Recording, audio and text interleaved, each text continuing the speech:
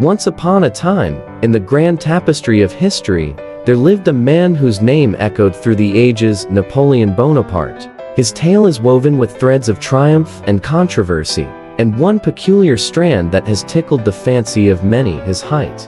In the heart of the 19th century, King Charles IV of Spain sought to immortalize Napoleon's victory at Marengo. He summoned the illustrious Jacques-Louis David to capture the essence of the general's valor. And so, the masterpiece, Napoleon Crossing the Alps, came to life, depicting the leader atop a mighty steed, his gaze fixed on the horizon, his cape dancing with the winds of destiny. Napoleon, upon beholding his likeness, was so taken by the gallant image that he commissioned David to create 3 more. For Napoleon knew the power of legacy, the art of perception. He was a maestro of propaganda, shaping his narrative with the same precision he strategized his battles. Yet, amidst his crafted tales of grandeur, a persistent whisper questioned his stature, painting him as less than he was. The moniker Le Petit Caporal was bestowed upon him, not as a jest of his size, but as an endearment from those who followed him into the fray.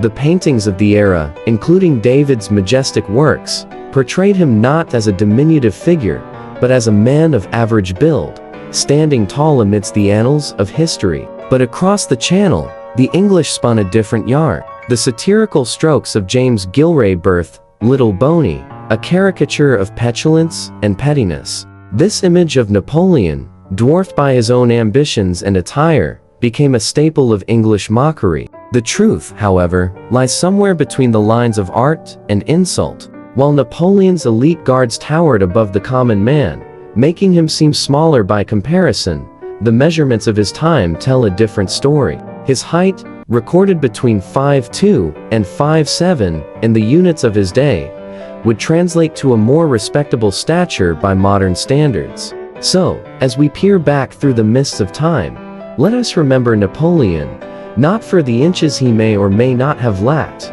but for the vast shadow he cast upon the world stage, a shadow that stretched far beyond the measure of a man. And thus, the legend of Napoleon, the little corporal with the grand legacy, marches on in the annals of history, as fascinating as ever.